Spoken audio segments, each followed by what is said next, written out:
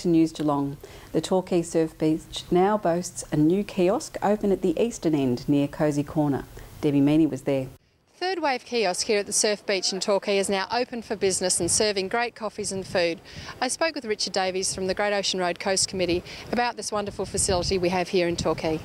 We're really happy with the project, the way it's come up. It's been open for a couple of weeks, a lot of terrific reviews about the quality of food and coffee, and it's overlooking an iconic surf beach along the surf coast. The design is built around the colour scheme of the cliffs along the Torquay surf coast, and the sheet pile, the steel sheet piling is actually second-hand, formerly used in Murray Valley flood mitigation areas. So we're reusing that, and it'll rust naturally and form a protective coating, and the colour scheme will suit the colour scheme of the actual coastline behind it. And the actual running of the kiosk is envisaged for part of the year, I imagine? Look, there's minimum times that we require under the lease, and our tenant is required to operate it on all the busy times, summer, holiday periods, school holidays, but we're encouraging them to open it as much as possible during daylight hours, and we think it'll prove really popular with the public. Yeah, well, I already see it's been busy and it's only been open a week, so it's great service to have down here. Look, it is, and there's often a queue, and we've got terrific furniture just installed, so you can sit there, have a coffee, just enjoy the fantastic view.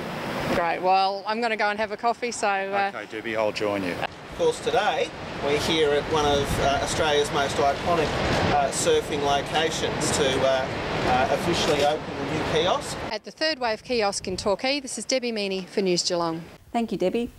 The neighbourhood shopping experience continues to be enhanced, with the Cowie Ward shopping strip receiving the latest upgrade. Ian Nichols has more. This is Vines Road, Hamlin Heights. We're in the Cowie Ward of the City of Greater Geelong, and a very big effort is being made to beautify the streetscape here. Lovely magnolia trees, extra parking, and a lot of little bits and pieces that go to beautify a strip shopping centre like this one. And we're talking with the councillor, Eddie Conchell. This really is quite an addition to the streetscape. Already we've seen parking and these lovely magnolias, a bit of al fresco. It's all part of the plan. It really is, Ian. Look, when I was campaigning in the area in 2010, there was a real need by the retailers and the public to have a streetscape upgrade here in Hamlin Heights, and you can see now the completion of it really, tells its own story. We've now got the beautiful new furniture. The concrete's been redeveloped. We've got the magnolia plantings, and it's actually increased the trading down here. What it's doing is drawing the public back to the suburban trading as we know it from years ago. Well, this would be wonderful if we could see the revival of strip shopping centres all over Geelong. That would be just a wonderful addition to the streetscape itself. Well, you're right, Ian. This is really the traditional butcher, baker, candlestick maker type of strip. You've got the hairdresser, you've got a post office, you've got the fantastic IGA shopping centre here, you've got a cafe, and a milk bar and a fish and chip shop. So really it brings the community back in here. And what people are looking for is to be able to socialise and interact with their community in their community, and to do that from a position of being able to walk or ride their bike there and back, and it really is encouraging that type of behaviour. My plan is to do this all over the Cowie Ward, so that'll encourage that type of behaviour all over. We've done the same in Beaufort Avenue in Bellpost Hill. Bell Park's already got a very healthy streetscape trading atmosphere, and it's really just about redeveloping those areas that have stood the test of time but are now really starting to feel a little tired. That is the attraction of these types of areas where, on a Friday night you can go down with your family at the end of the week, have a meal, share a drink, a laugh, interact socially with other members of your community, and then be able to safely walk home and just have a fantastic night. And you've now got this Vines Road Community Centre that we only opened last week. It was a partnership between the state government, the education department and the council. Council's investment in that was some $4.3 million. But the beauty of that facility there is you have your Western Heights College, the school, you have your senior citizens, and then you have your library and learning centre. But in addition to that, you have the Bell Park Sport and Recreation Club that's right next door, and they're sharing their ovals and their recreational facilities. So it really is quite a conducive environment. Well, I think you're getting the message across there that the Cowie Ward is the place to be. It absolutely is, yes. It is a great area. I think someone's calling me right now to buy property. In Vines Road, Hamlin Heights, this is Ian Nichols for News Geelong. Thank you, Ian. The Surf Coast has continued reasons to be proud after being awarded the 2011 Clean Beaches Award for the protection of environment, with specific recognition to their efforts to protect the endangered hooded plovers.